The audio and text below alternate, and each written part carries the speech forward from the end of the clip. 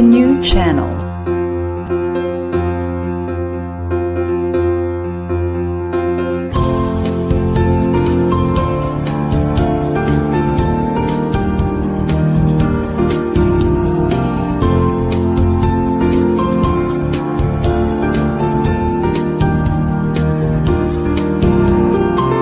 The new channel. Hashtag TNC Now.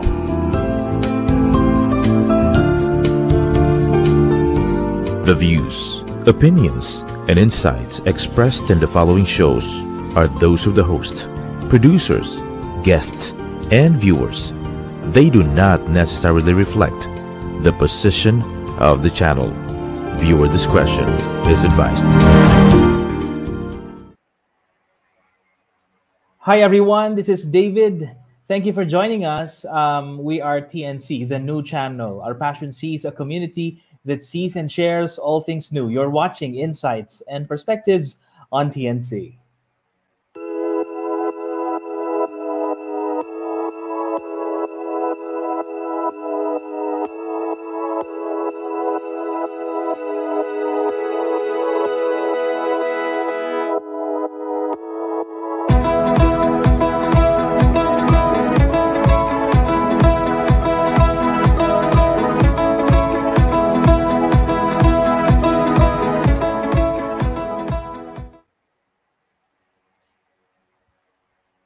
Now let's talk about a beacon of breakthroughs. Yes, siya po ang ating makakasama ngayon, si Samira Gutok, who has demonstrated advocacies for Marawi, the internally displaced peoples, women, and peace.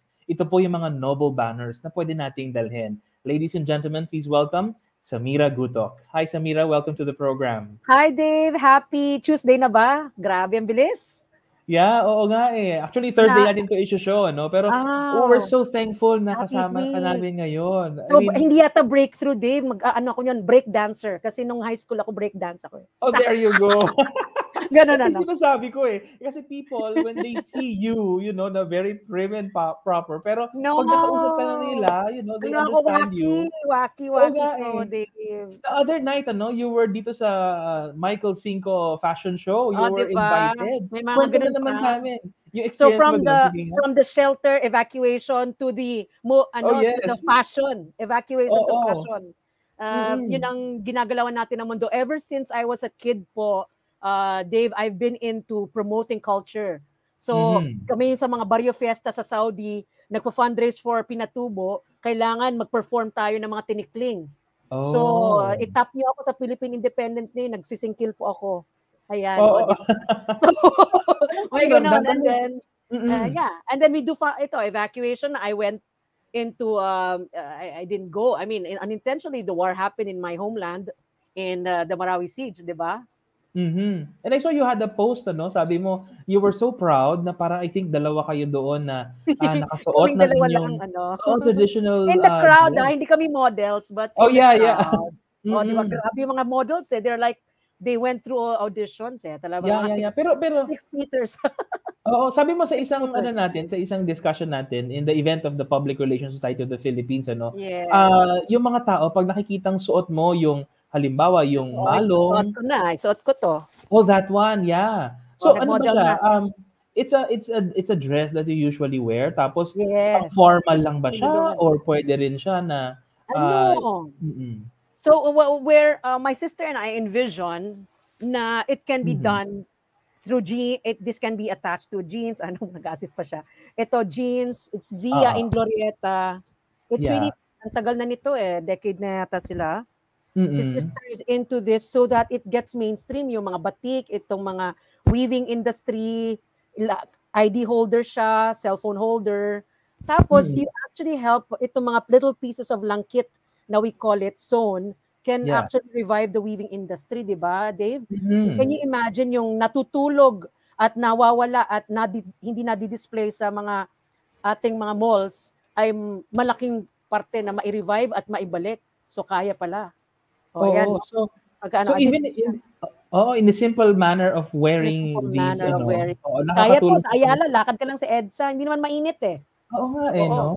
And then Oo, the other night when you rode a taxi, nagulat ka mo yung driver Oo, when he saw you.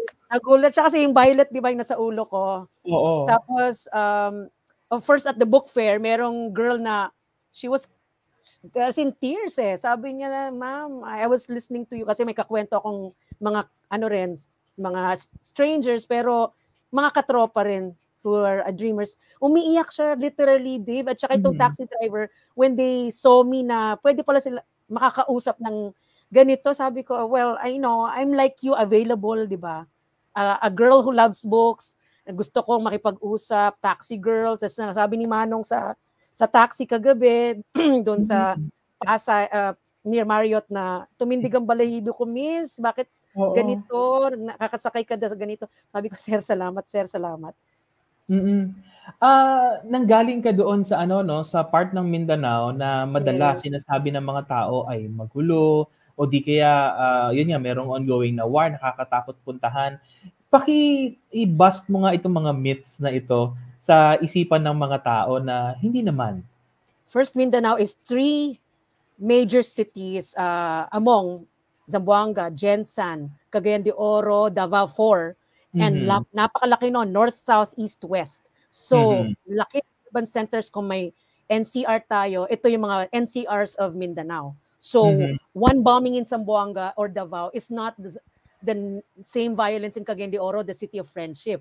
Kanya-kanyang branding yan, kanya-kanyang experience dyan, rafting in CDO areas, tapos Zamboanga, more of the Spanish culture, sila yung malaki sa sulo sa tubig.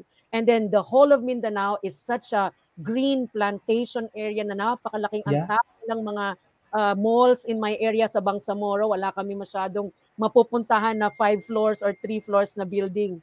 Kasi po, yung malls at sine, hindi masyado siyang kinultivate. So, conversational talaga yung community. Diba? So, napupuno yung mga cafe, yung mga bahay, doon yung kwentuhan.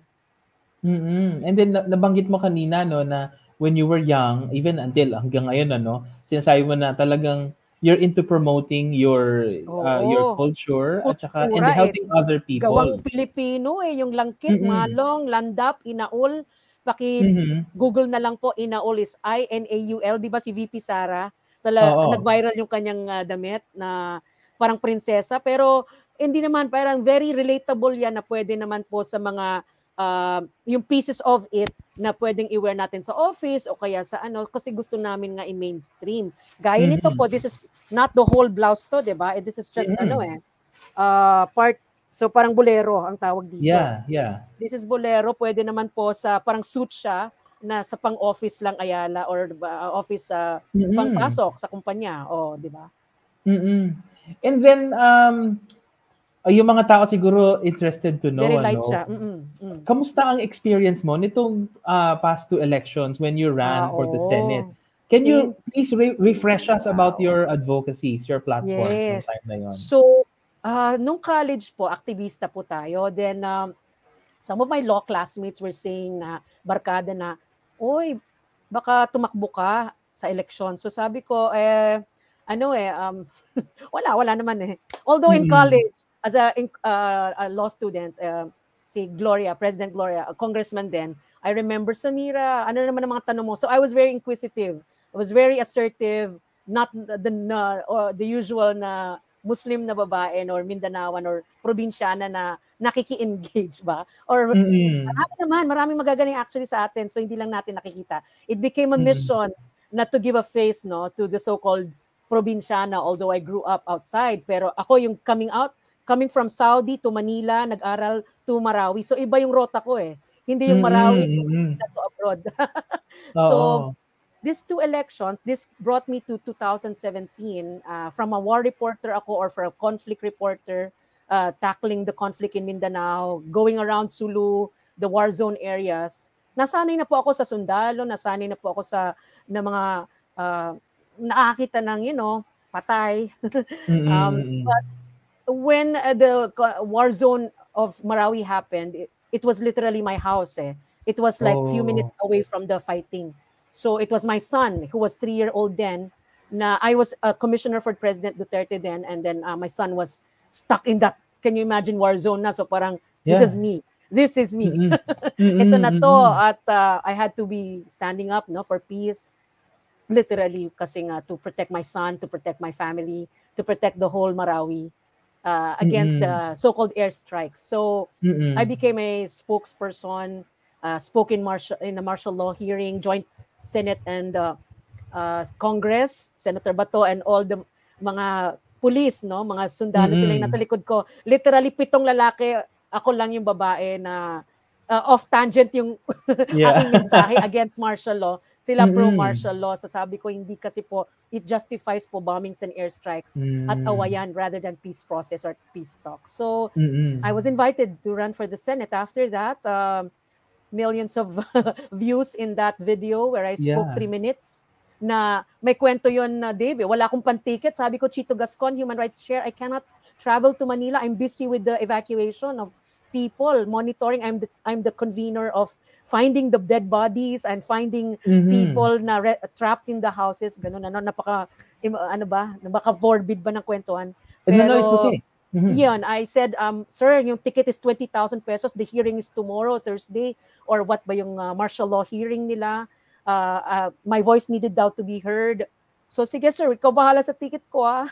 So, 15K yata yung ticket. Then he refunded it, yung Human Rights Commission. And I cited only 3 instances, Dave. 1, unburied bodies. The effect of martial law is that, at least for Marawi, some dead persons cannot be buried in the time na kailangan 1 day lang dapat sa amin buried.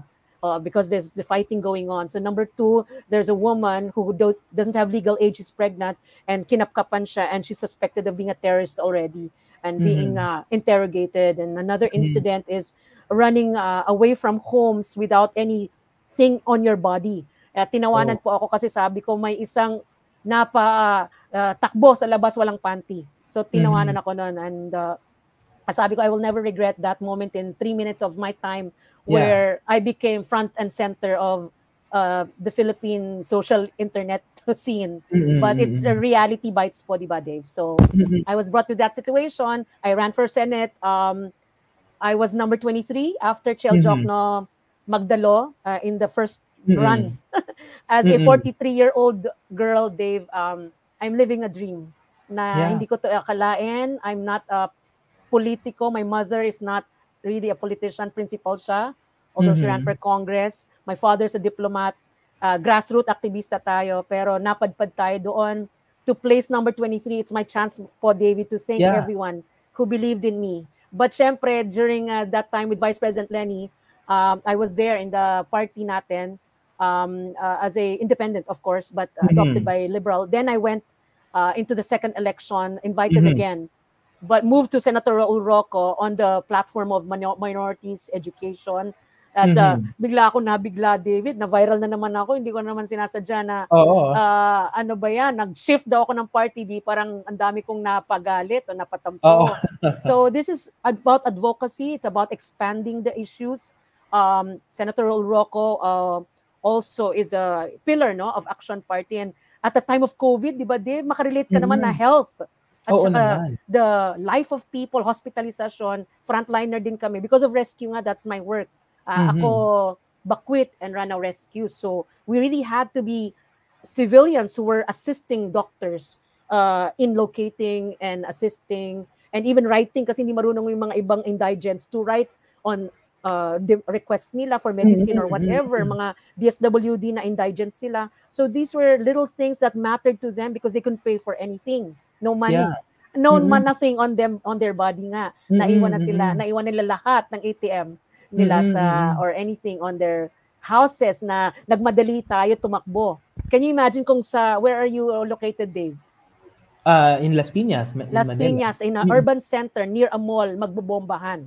Kami, that highway where my son was, our house was, my mom's house, nakitira kami, and the shooting area, expanding to our area, was a commercial district where all the vendors are, where all schools are, where the banks are, where the hospital is located near. So, Samira, thank you for, sabi mo nagsusorry ka kasi very morbid yung kwento mo, pero hindi eh. These are stories, real stories na dapat sana malaman nitong mga manonood sa atin para diyan talaga itong programang Insights and Perspectives. Sana po, Hindi sana tayo po. basta... Never, Kapis month kasi Dave din eh. It's not just PR months, di ba? Kasama tayo, you're my moderator in the PR Congress and you really led us to a wonderful discussion. Sinamarize mo pa yung PWD, Moro, yung minority Muslims na aming LGBTQ, how we feel into those acronyms that you told us. You can kwento it now. Yeah. It really matters to communicate, di ba, Dave? And this is Peace Month. How to make peace sexy. Sana po manood kayo nitong ating episode. Oo nga, no? Alam mo, ang gusto nila yung nag-trader daw ako eh. Ganun na. Ganyan naman eh. Pero yung mga words, Oo, pero in fairness to the media, no, kapag nabigyan mo sila ng storya na good talaga, ilalabas nila eh. Meron ako mga friends from different papers. Yun naman, they're very generous with their pages na nilalabas nila. Watch out for my writings on Manila Times, hopefully. Oh yeah, nice. Abangan namin yan. So Mira, meron kang nakwento during the PR Congress about diversity, equity, and inclusivity. Sabi mo, you're a communications graduate and then nag-apply ka kamo sa isang station, hindi ka natanggap or hindi natuloy? Ano ba yun? Naku, maging marites ako ngayon. Kasi sinare ko na rin naman sa lahat ng communicators eh. Pamilya naman natin eh. Pamilyang sikreto, tayo lang naman. Pero communications industry. Hindi communicator ako. Journalism ako. It was my dream as a high school student to be a newscaster. Ako, si Samira Gutok para sa saan ba? Net 25, nagpaparinig na ako. Ano ba yan? Ayan. So, through show ni Dave. Yun, nironda ko po ang circle eh. Quezon City Circle. Tapos, wala eh. Nagtatampo, nagpaparinig. Wala pong interesado sa aking walang beauty ba? Pero walang beauty. Parang merong isa parang pinatanggal pa ata yung mo ba? Oo, to think na, yun ang maalala ko talagang stark incident na, okay ka ba na alisin yung nasa ulo mo? I felt very slighted after the incident. Kasi syempre na in-awe ka naman eh. Parang, sir, ganun-ganun. Pero I left without going back. So I left Manila, didn't get into the broadcasting industry as I dreamed to go. But I think the Mindanao life, the law school life, brought me to where we are now, Dave, to be able to talk to each other, to the PR Congress, a PR Congress speaker who was not into the PR industry gets into. But ikaw I do yung pinag-uusapan. Nagpapaplag, I do hosting kasi hindi naging broadcaster. Samira, may question tayo dito from Grace of Zamboanga City. Ang tanong niya, paano daw po dapat kayong i-approach, halimbawa, yung mga ganong cases? Hi, Grace. What's the proper way of asking? Halimbawa, pagdating sa food or sa dress? Sige. Po? So like when you invite a Muslim woman or Muslim person, yung beso-beso sa babae, lalaki, hindi masyadong encouraged, right? So careful tayo. And then yung shaking of hands, sometimes some women don't welcome yung shaking of hands, especially mga naka-close yung face, yung niqab, yung covered. So hi, assalamualaikum, peace to you. Tapos approaching a person with greetings like that. And pag magpagkain, syempre they're sensitive na may harap silang pork. Kung kumakain ka ng pork, baka pwedeng set aside muna. They can ask you before, kunyari, sitting sa dining. Oo. Kasi ako sanay na ako. Pero syempre, it will be nice rin if hindi ko kaharap. But for conservatives, talagang they would really not welcome na may pork in front of them na kumakain na friend. Pero I think many naman are open-minded now kasi many of us are in urban centers, but baka out of respect, you can think of Oo, meron ka pang nakwento, babalikan ko lang you said yung mga grandparents mo or great-grandparents ba yun? Yes, before hindi sila pumasok sa school because they thought mako-convert sila into another sarwang. They call the government sarwang, a government of Christians. So we won't go to the school. Americanization is Christianization. Di ba mga American schools yung noon? Yung grandmother ko was a so-called royal blood siya, Mhm. doesn't want to be tainted, mga ganon, no? Yung mga ganon nila. And then sarwang, that's the word nila. Hanggang ngayon, actually, ginagamit ng mga matatanda to discourage friendship, no? With Christians, other Christians. Kaya, di ba po, Dati napasok ako sa ganun peace yung ano, building oo. eh. So, Oo, oo, so so yun ba yung ano? Kasi 'di ba that inspires meron me to bridge. yeah, kasi meron mga data 'di ba na ang Barm area is one of the challenged areas in the Youth Philippines. bulge, napakalaki ng Sige nga, non-family pakukwento nga planning. ano bang Oo. problema dun sa area? Mga Well, for so long, challenges of course, natin. colonial period tayo, because of that concept nga of non-education of the many, they didn't want to go to school, not just my grandmother, ay na left behind. And they had to be in the 1970s under Marcos president then, the senior, na merong Commission on National Integration to encourage Muslims to study. Pero sila, yung mga rebels who were in the forests and who didn't want that Christianization nga, and the land ownership na nawala daw sa kanila yung mga lands in Mindanao, it turned to the mga taga-north, no, to mga taga-Luzon, na who came to the south, encouraged by the American period, 40s onward, ay inaagaw yung lupa. Kaya yung rebellion, no, in Mindanao. Then the martial law happened, 1970s. So that in itself led to centuries since Spanish period, then 40 years ng conflict southern Philippines, where in Marawi nga, it was where Mindanao State University was put as an instrument to bridge peoples, na Muslim, Christian, and the indigenous peoples. So yun, Dave, is the story of the nutshell of conflict management or peace process sa atin sa Mindanao, is that it has been far from the major outfits. ABS-CBN is not in Marawi. The major newspapers don't have wide circulation. Libraries are not as much alive. Children don't go. There's conflict of families, vendetta because of poverty, land dispossession. Yung sabing yung lupa talaga is major pag sa awayan So yan po, multi-layered ang mga reality became making it become the poorest of the poor region. Even Cordillera, I think, is higher. But ang dami ring mga achievers. We have the highest number of cum laudes, summa cum laudes, no? So, diba? There's just much to cover sana if the PR industry can, the media industry can look into Barm, Bangsamoro, and mga katutubo. Oo. Samira, ang tanong ko, kasi ganyan yung nangyayari dito sa Philippines, ano? May impact ba na tayo ay developing nation sa mga nabisita mong lugar na first world nation? O ano ba? Paano ba ang treatment sa mga Muslims halimbawa or in other cultures? Nasa Oxford ako noon So malaki yung programa nila, or malaki yung presence of minorities, the Muslims, Pakistanis in Europe, in United Kingdom, and in the US.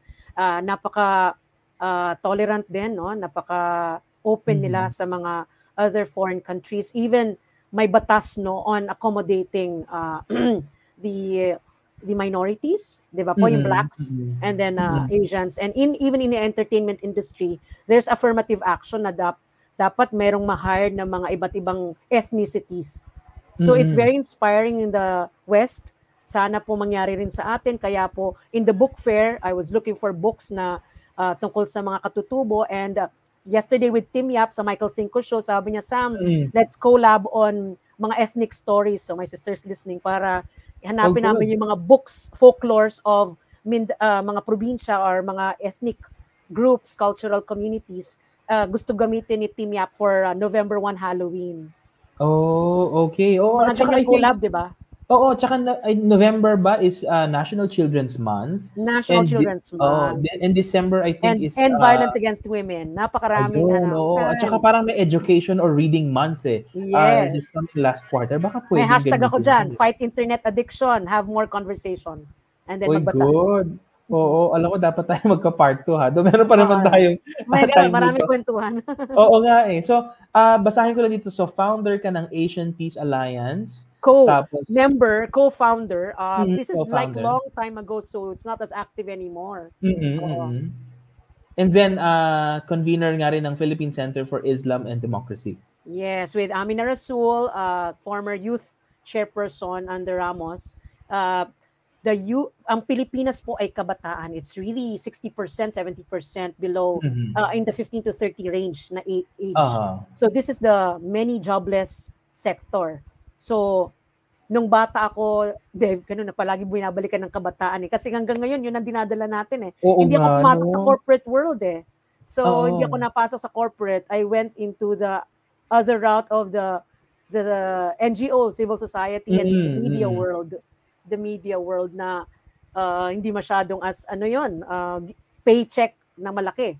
Oo, di ba? So talagang you had to find your way, and I tried to discover much of the youth talent. I wrote about them for Inquirer, front page story.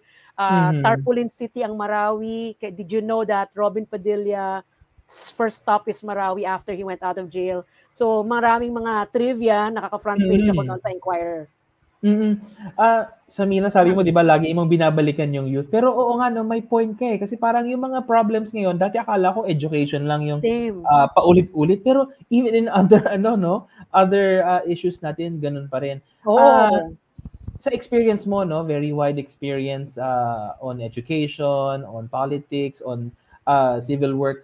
Ano ba, meron kang nakitang mga milestones na pwedeng i-share sa amin? Maybe pwedeng maging anchor ng mga future programs? Yes. Milestone in peace is that the Bangsamoro government is now in place. The Cordillerans are also getting sa Baguio, yung communities ng Cordillera are getting that inspiration then from the Muslim South na meron so-called na governing, finding their financial means, finding their own programming. So itong Bangsamoro government is it's kind of landmark for the whole country kasi when there's no peace, maging negative advisory tayo sa mga foreign eh. So it'll help tourism actually. Tourism, not terrorism. May ganun, ano? So this BOL, Bangsamoro Law under President Duterte, na sinabi ko, yan ang isang landmark, no?